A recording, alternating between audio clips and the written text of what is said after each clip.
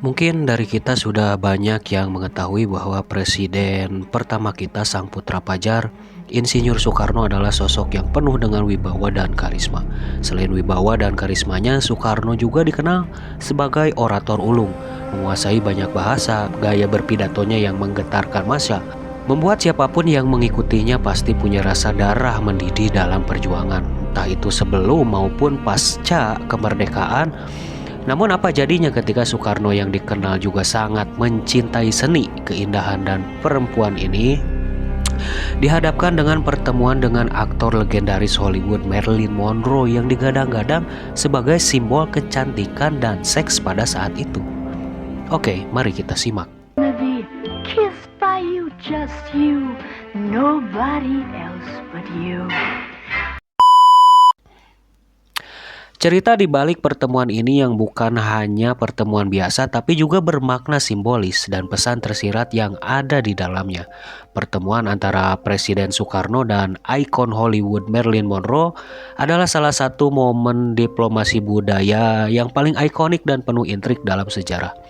Peristiwa ini terjadi pada Mei 1956 saat Bung Karno melakukan kunjungan kenegaraan selama 3 minggu di Amerika Serikat. Bung Karno adalah sinepil atau pecinta film sejati sejak kecil. Saat berkunjung ke AS, beliau secara terbuka menyampaikan keinginannya untuk bertemu dengan Marilyn Monroe yang saat itu merupakan bintang terbesar di Hollywood ya. Pihak Amerika kemudian memfasilitasi keinginan ini melalui Eric Johnston, Presiden Motion Picture Association of America. Mereka mengadakan pesta makan malam mewah di The Beverly Hills Hotel untuk menghormati kedatangan Bung Karno. Marilyn Monroe sebenarnya sedang sibuk menjalani syuting film Bus Stop. Ia bahkan awalnya tidak dijadwalkan hadir dalam pesta tersebut. Namun sutradara film Bus Stop, Joshua Logan, yang juga teman dekat Bung Karno membujuk Marilyn untuk ikut. Logan berkata kepada Marilyn, "Aku ingin kau menemui sahabatku nanti malam." Marilyn akhirnya datang mengenakan gaun hitam yang anggun dan langsung menjadi pusat perhatian di pesta yang juga dihadiri aktor besar seperti Gregory Peck dan Ronald Reagan. Ketika bertemu, Bung Karno yang terkenal karismatik langsung menghampiri Marilyn. Mereka mengobrol akrab selama kurang lebih 45 menit. Ada cerita menggelitik di balik obrolan ini. Marilyn ternyata tidak terlalu paham politik luar negeri dan tidak tahu kalau Indonesia adalah sebuah negara republik. Karena melihat wibawa dan karisma Bung Karno, Marilyn mengira beliau adalah seorang bangsawan dari negeri timur dan memanggilnya Prince Soekarno atau Pangeran Soekarno ya. Bung Karno sendiri sempat berseloroh kepada Marilyn, "Tujuan saya datang ke Amerika antara lain untuk menemuimu." Karena atmosfer pertemuan yang dinilai sangat cair dan penuh daya pikat, Joshua Logan bahkan menyebut suasananya sangat sensual. Muncul berbagai spekulasi. Dalam beberapa buku biografi barat seperti Goddess: The Secret Life of Marilyn Monroe karya Anthony Summers disebutkan bahwa Dinas Intelijen AS yaitu CIA sempat memantau kedekatan ini pada masa Perang Dingin ya. CIA sangat khawatir Indonesia akan condong ke blok komunis Uni Soviet. Ada rumor yang menyebutkan bahwa CIA mencoba memanfaatkan daya tarik Marilyn sebagai honey trap atau jebakan asmara untuk melunakkan sikap politik Bung Karno agar lebih pro barat. Meskipun rencana itu tidak pernah terbukti secara resmi ya, atau sukses secara politik, dan hubungan interpersonal mereka tampaknya meninggalkan kesan mendalam bagi Marilyn. Pada tahun 1957 saat mendengar kabar bahwa Bung Karno lolos dari upaya pembunuhan dalam peristiwa Cikini ya, pemboman sekolah tempat anak-anak Bung Karno bersekolah, Marilyn merasa sangat khawatir.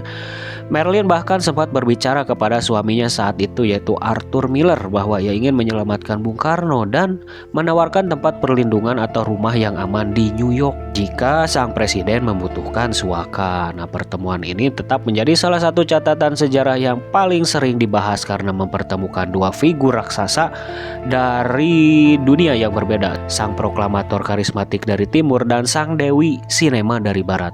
Pertemuan antara Bung Karno dan Marilyn Monroe bukan sekedar ajang ramah tamah biasa atau sekedar momen fanboy seorang presiden.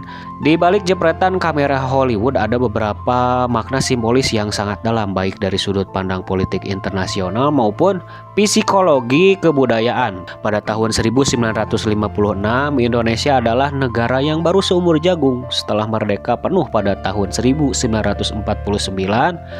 Dengan menemui Marilyn Monroe, ikon pop kultur terbesar di epicentrum kapitalisme dunia, Bung Karno ingin menunjukkan bahwa Indonesia tidak inferior atau rendah diri ya di hadapan negara adidaya seperti Amerika Serikat. Nah, pertemuan ini adalah simbol diplomasi kultural yang setara. Bung Karno memposisikan diri bukan sebagai pemimpin negara dunia ketiga yang datang meminta bantuan, melainkan sebagai pemimpin berkarisma yang sejajar dengan puncak popularitas budaya barat. Pertemuan ini menyimbolkan perpaduan dua jenis daya pikat yang sangat kontras namun saling melengkapi. Bung Karno mewakili kekuatan politik maskulinitas pasca kolonial dan otoritas timur yang penuh wibawa. Marilyn Monroe mewakili pesona feminitas modern, kebebasan ekspresi dan daya tarik visual barat.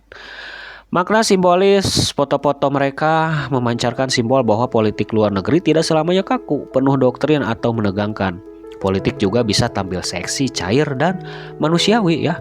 Di balik pertemuan ini juga sebenarnya terdapat kontradiksi politik. Perang dingin di balik senyum manis Marilyn dan tawa lepas Bung Karno ada simbol ketegangan perang dingin yang akut.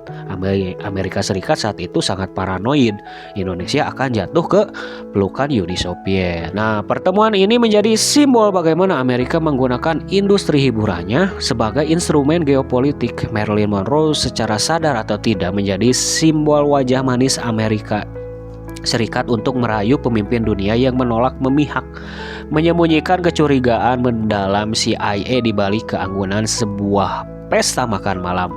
Sebelum ke Amerika Serikat, Bung Karno sudah menggagas konferensi Asia Afrika di tahun 1955. Setelah dari AS, beliau juga berkunjung ke Uni Soviet dan berteman dengan Nikita Khrushchev. Nah, kedekatan Bung Karno dengan Marilyn Monroe adalah simbol konkret dari politik bebas aktif. Bung Karno seolah ingin mengirim pesan ke dunia. Saya bisa berdansa dan tertawa dengan ikon terbesar Amerika, tapi besok saya juga bisa berjabat tangan dengan pemimpin komunis di Kremlin. Indonesia tidak bisa disetir oleh kubu manapun. Akhirnya sejarah mencatat bahwa diplomasi tidak melulu soal meja perundingan yang kaku, dokumen formal yang tebal, atau retorika politik yang menegangkan. Di tangan seorang kreator taktik ulung seperti Insinyur Soekarno, seni, keindahan, dan pesona personal bisa bertransformasi menjadi senjata diplomasi yang luar biasa seksi sekaligus mematikan. Pertemuan dengan Marilyn Monroe dan nantinya dengan tokoh-tokoh dunia lain menjadi warisan cerita yang terus hidup, sebuah bukti nyata bahwa Indonesia pernah dan akan selalu berdiri sama tinggi dan duduk sama rendah dengan bangsa-bangsa besar di dunia. Dari Bung Karno kita belajar untuk disegani dunia. Kita harus bangga dan percaya diri dengan identitas bangsa kita sendiri. Lalu kemudian bagaimana menurutmu, apakah rayuan maut Prince Soekarno ini memang murni strategi politik atau Bung Karno memang sekadar memanfaatkan momen sebagai seorang sinepil sejati? Tulis di kolom komentar untuk pendapatmu.